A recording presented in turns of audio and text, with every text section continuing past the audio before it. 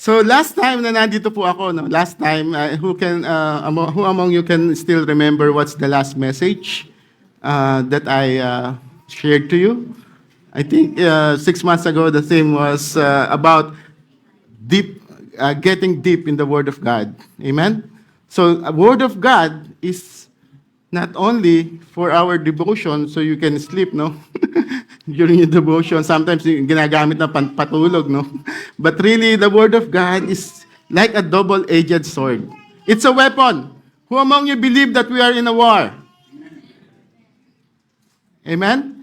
Every day, there's a spiritual warfare. I just don't know what's the battle you are facing right now. Maybe battle with your health, battle in your relationship, marriage, family, parenting, or anything. I don't know. But the good thing is, God gave us a weapon. Amen? And that weapon is the Word of God. And that's what we're going to meditate again today. Because in this dark world, we really need, those are the spiritual, we are in a world which we can say, no, it's very dark. If you're going to hear the news, really, parang madilim talaga kung magpo-focus ka. Even in that place that doon po sa bansang pinuntahan po natin, nagulat ako actually na medyo na-culture shock in some way. Kasi dito parang relax-relax tayo ng kahit papano at wala gaanong gumagawa ng mga bawal. Okay? Kasi dito talagang, sabi nga nila, pag Pilipino, pag nasa ibang bansa, mababait. Di ba?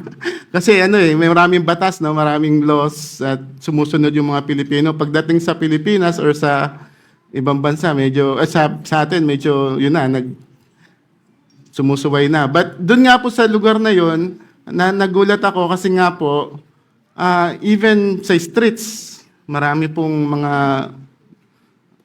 illegal na po yung doon, yung weed, yung marijuana. Kaya parang na rin ako, naamoy ko lagi araw-araw habang naglalakad. So nagulat ako tapos there are a lot of mental health issues actually in that place. Perhaps the reason is because really the life is so fast.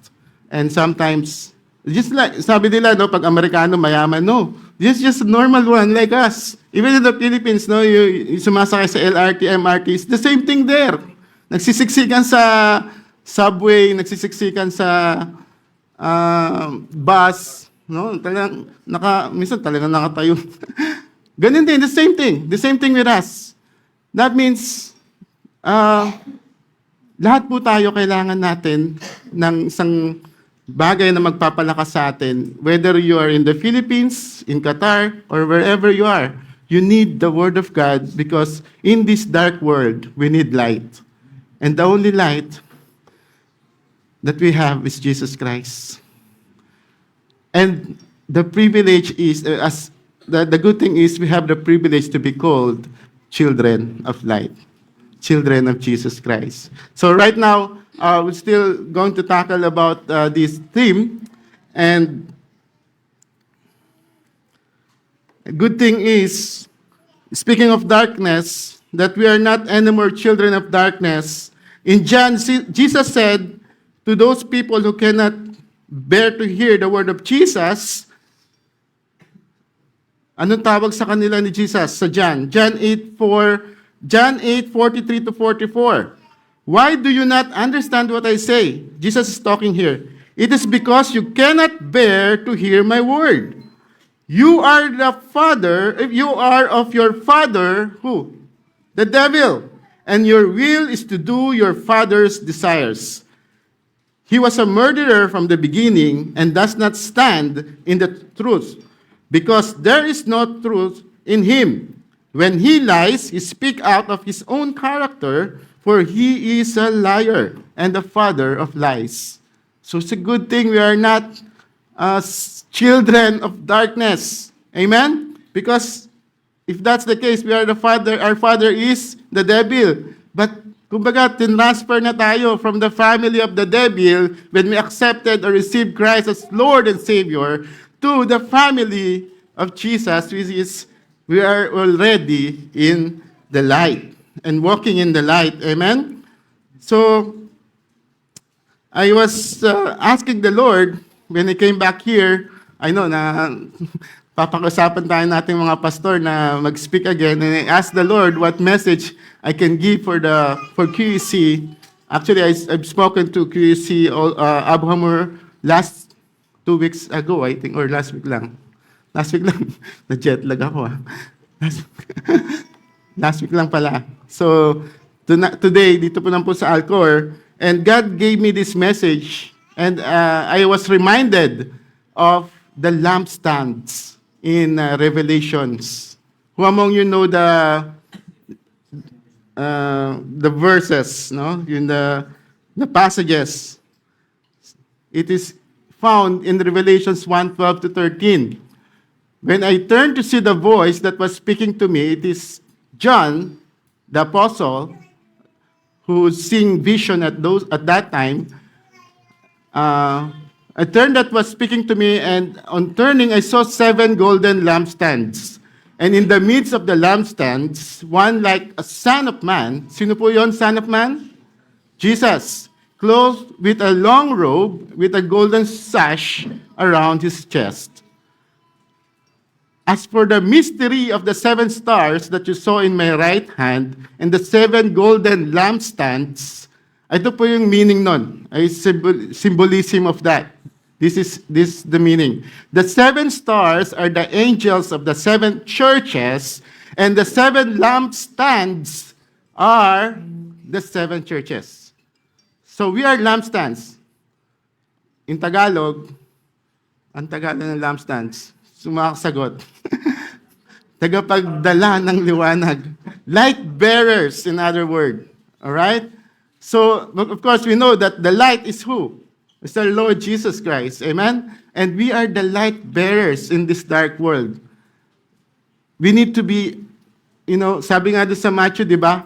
Hindi ka tatago lang sa hindi nakikita.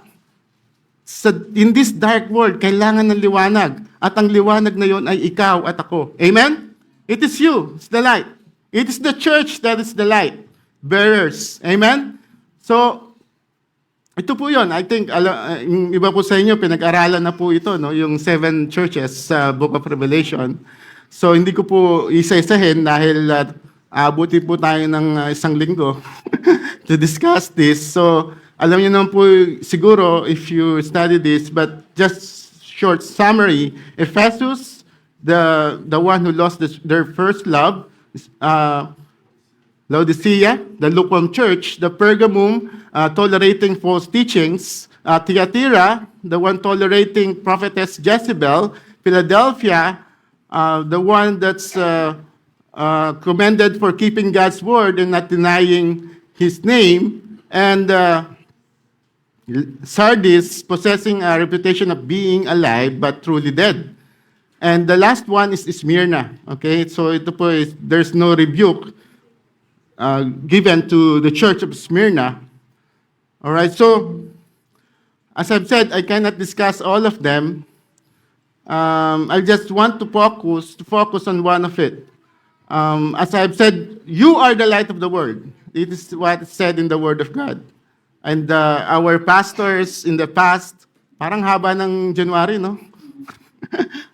Past 4 weeks have been discussing about us, Christians, as a light to shine before others, sabi sa Matthew. So, if you're going to study this book of Revelation and these 7 churches, most of them doesn't exist anymore. Yung pong karamihan sa kanila, wala na. Nawala. Bakit nawala? Because they did not heed the call or the warning of Lord Jesus Christ. Ano po yung warning ni Lord? Remember therefore from where you have fallen, repent and do the works you did at first. If not, I will come to you and remove the lampstands from its place unless you repent. So yung pong 7 churches na yon, except for the Smyrna, was rebuked. No, were rebuked by the Lord. If you're not going to repent or turn away from your sinful ways, okay, I will remove the lampstand. Ano yung sabihin po nun? What does it mean to remove the lampstands? Well, it's not talking about the personal salvation. They're still saved. But what it really means is like this. You know, in the Old Testament, there is something called the tabernacle. I think some of the pastors already discussed about the tabernacle. And what it really signifies or does is wherever the tabernacle is, like during the time of Moses, the presence of God is there. Okay? The presence of God is there. So, lalo na po yung Ark of Covenant. Okay? May mga furniture po yan. And one of the furniture actually is this menorah. They're the lampstands. Okay? So, if the presence of God is not with them, they lose battles or war during that time, panahon ni Moses. So, ang ibig sabihin po rito that if the lampstands are taken away from them, that means the presence of God is being taken away from them. So that is the warning of Lord Jesus Christ during this time. If you do not repent, I will remove the lampstands. Amen? And this is the message for all of us. I know this church, you love this church. Amen? You love QEC. We've been here for, I don't know, some of you have been here for so long. Some of you are still new. This is the message for all of us. It's a warning for all of us. I know this church is a live church. I know this church is doing the mission that God has given you, specifically QC Alcor, and also there in QC Abamur, and a lot more churches, even in the Philippines right now. Meron na pong QC Imus, bagong outreach po sa Imus. So the message of God is, we must see this as a warning, or so that we will not fall like what happened to them. No? So nag-warning si Lord. Ito po yung warning ng Panginoon during that time na dapat nilang gawin. As I've said, I will not go through all of them, but I would like to focus on one church, which is the church of Sardis. Sa Revelations 3:1-6. Amen? So may I ask everyone to please stand up as we read the Word of God. Okay, so let's all read. And the angel of church in Sardis write, the words of him who has the 7 spirits of God and the 7 stars. I know your works. You have the reputation of being alive, but you are dead. Wake up and strengthen what remains and is about to die. For I have not found your works complete in the sight of my God. Remember then, when you receive and heard, keep it and repent. If you will not wake up, I will come like a thief, and you will not know at what hour I will come against you. Yet you have still few names in Sardis, people who have not soiled their garments, and they will walk with me in white, for they are worthy. The one who conquers will be clothed thus in white garments, and I will never blot his name out of the book of life. I will confess his name before my Father and before his angels. He who has an ear, let him hear what the Spirit says to the churches. Let's all ask guidance from God. Hallelujah. Lord Father, these are your words. Lord, we just used John during that time, Lord, to send the message, not only to the churches during those times, but also in the churches right now in this generation. Lord, I pray, Lord, speak to us. Make our hearts humble. Make our hearts receptive and attentive to your words, O God. Holy Spirit, though we will discuss this, sometimes we don't understand what it means, but Lord, through your Holy Spirit, through the Holy Ghost, speak to us personally and collectively as a church, oh God. Thank you, Father. Thank you, Holy Spirit. This we pray in Jesus' name. Amen and amen. Hallelujah. Praise the Lord. Pwede ba tayo maupo? Hallelujah. So, as I mentioned about the status of church, dun po sa Western world, meron pong nangyayari na almost the same po sa nangyayari dito sa Church of Sardis. Meron pong isang libro, there's a book written by an American writer, researcher, and speaker, Tom S. Rainer. The title of the book is Autopsy of a Deceased Church, 12 Ways to Keep Yours Alive. Ang ginawa po niya rito, what he did here was, it's like he has an imaginary autopsy table, okay? Parang forensic siya, no? Forensic, kumbaga sa FBI or NBI, or mga embalsamador siguro, yung iba gumagawa nun. Soko. He takes the scalpel, yung sharp blade of God's word, and dissect the purposes of the 10 of the leading, largest, fastest growing denomination and churches that at one time were vibrant and on fire and full of life and changing the world, yet those 10 churches died. So he wants to know what happened. What's the reason? Okay, so kaya nga ino-autopsy niya. Ini-examine niya deeply.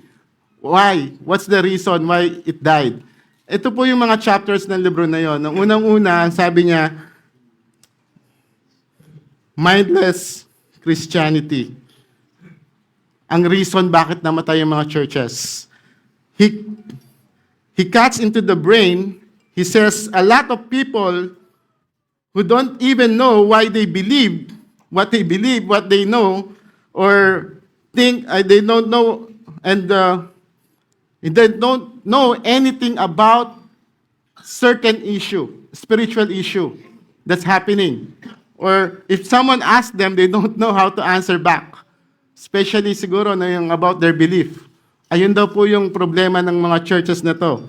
Pangalawang reason is hardened hearts. It grown cold. So the things that they are doing happily, vibrantly at the beginning, it faded away. It grown cold. And number 3 reason, itching ears. Those people in those churches wants to listen only or want to hear only the things that they want to hear, but not the things that they need to hear, according to the Word of God.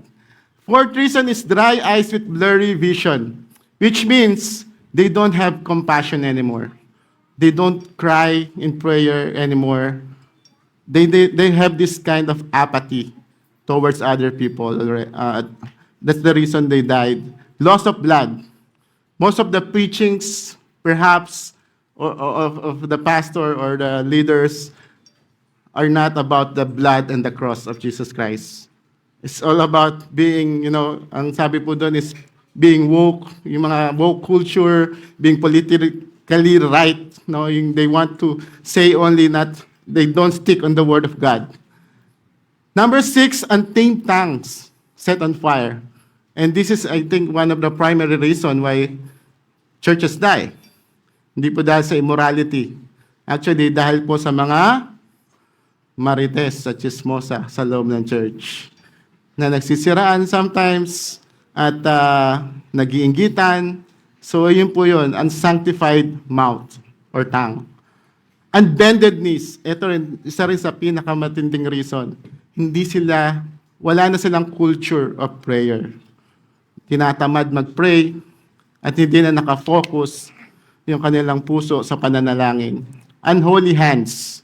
We are called to be holy. Amen?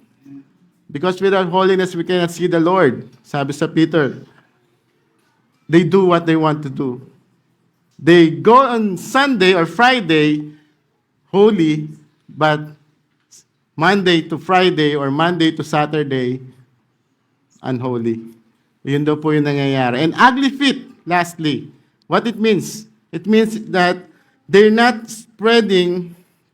Sabi sa Bible, di ba, beautiful are the feet of those who bring good tidings in the gospel. So those people in these churches stopped going.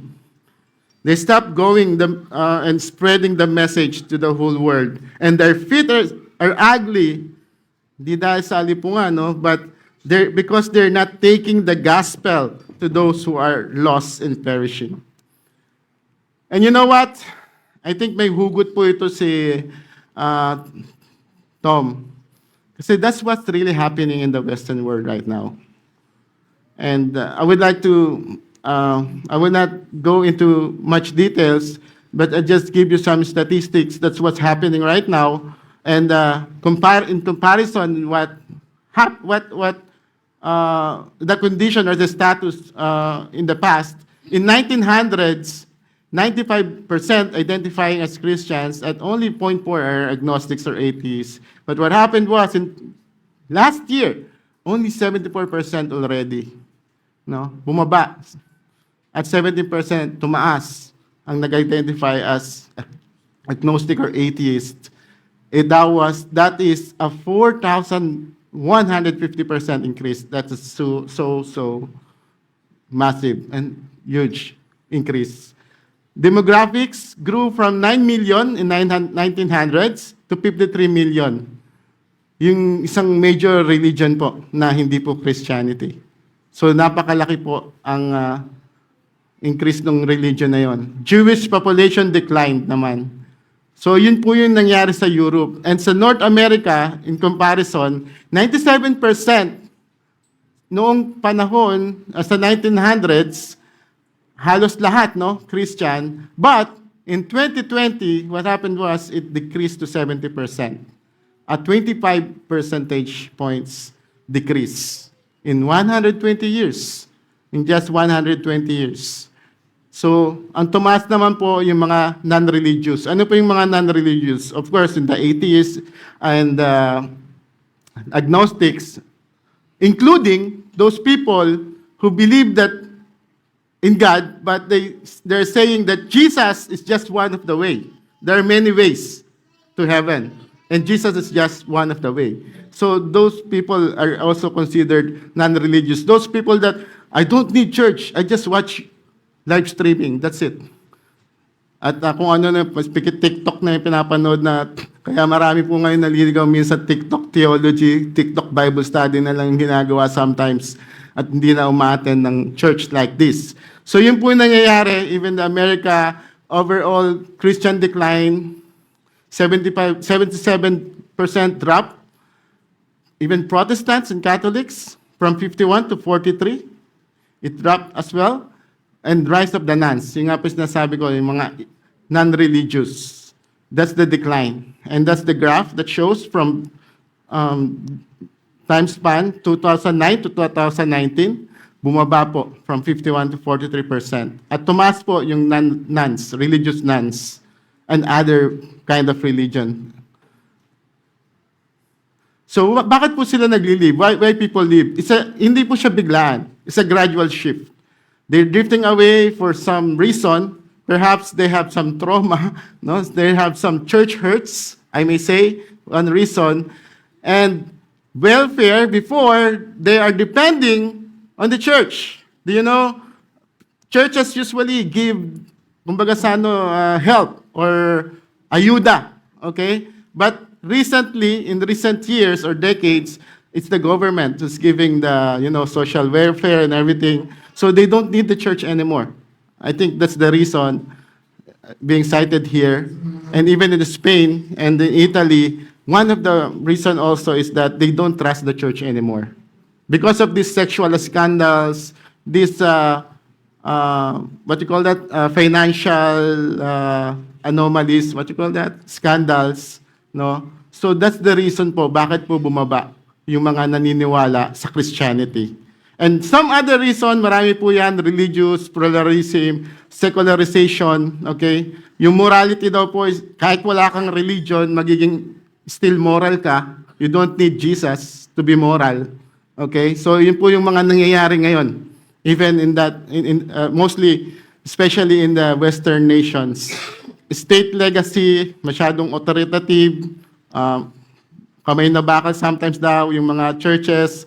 Prosperity, I have knowledge, I'm open to all knowledge, di ba? Isang Google mo lang, alam mo na lahat. So they think that they're so intelligent enough that they know everything.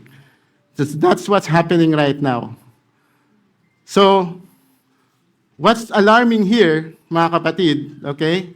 Alam ko, medyo nabubur kayo sa statistics. What's alarming is those changes that usually took centuries occurred in decades. That means it's so fast changing, affecting all denominations, including yung mga Protestants and Catholic denominations.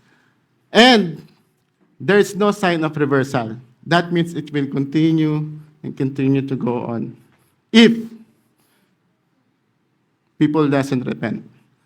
So yun po yung same thing I believe that happened to the church of Sardis. Amen? So alam niyo po yung church of Sardis. Yung Sardis po is a very prosperous city. Okay? So maraming pong factory doon siguro, no? Factory ng 555 tsaka ng Ligo. Yung nakuha ng iba. It's a prosperous city that they live together with those rich people. Okay? Yung rich people na po yun are believing in different gods. They believe in Greek gods like Artemis, Apollo, kung alam niyo po yung Greek mythology, no? So, what happened there is that they tend to adapt and compromise their faith during those times. Hence, the message, repent, come back. Di ba? So, sino daw po responsible dito sa nangyayari na to, na decline? Sabi church leadership, so superficial yung teaching, fear-based. That means sometimes yung mga napapanood siguro na mga social media motivational posts or quotations or something like that, di na sila naniniwala. Kasi they don't even see it to the Christians, the professing Christians that they have contact with, no, yung mga friends siguro nila, office mate nila na nagpo-post ng verses about forgiveness, pero sa office, panay curse, something like that. So ganun po yung nangyayari perhaps. And broader culture, yun nga po, consumerism, nagiging focus na sa mga material things, yung mga tao, welfare, yung sabi ko nga kanina, hindi na tumutulong yung mga churches, structural changes, social changes po na nangyayari everywhere. And why I'm citing all of this? Because we are all, especially the Filipinos, no, mga Pilipino, malapit tayo sa kultura ng mga Amerikano eh. Minsan nga, di ba? Kung ano yung uso sa Amerika, yung mga kanta, kinakanta natin. Di ba? Yung mga pastor, pinapanood nyo, usually mga Americans, or meron din siguro mga local. That means, we can be affected as well if we don't guard ourselves, and even the church. Amen? It may happen to us as well. It may happen to us. Hopefully, I pray that it won't. Not what happened to Church of Sardis. They have a reputation of being alive, but they are dead. Sino pong gustong ganon? Mukha kang buhay, pero patay ka. Di ba? So, zombie lang yun. The church is doing the religious activities every Friday or every Sunday sa Pilipinas or sa ibang bansa. Yet, they're really dead. Paano pong mangyari na dead pero gumagawa ng religious activities? They don't have the power of the Holy Spirit anymore moving in the midst of them. People are not blessed already. Maybe this is what John is talking about here, saying here. That's why it was advised or the warning is wake up and strengthen what remains and is about to die. Amen? Kailangan gumising sila habang may oras pa. Remember then what you received and heard, keep it and repent. And you will not wake up, I will come like a thief. So, ibig sabihin po, yung na-receive nila na Word of God, dahil po sa gusto nilang mapaganda yung buhay nila, di ba may mga ganon na para mas marami kong kita, ay makikisali ko dun sa marami kumikita, pero nangungurakot. Di ba? Minsan ganun siguro, no? That time, nangyari, they compromise their faith.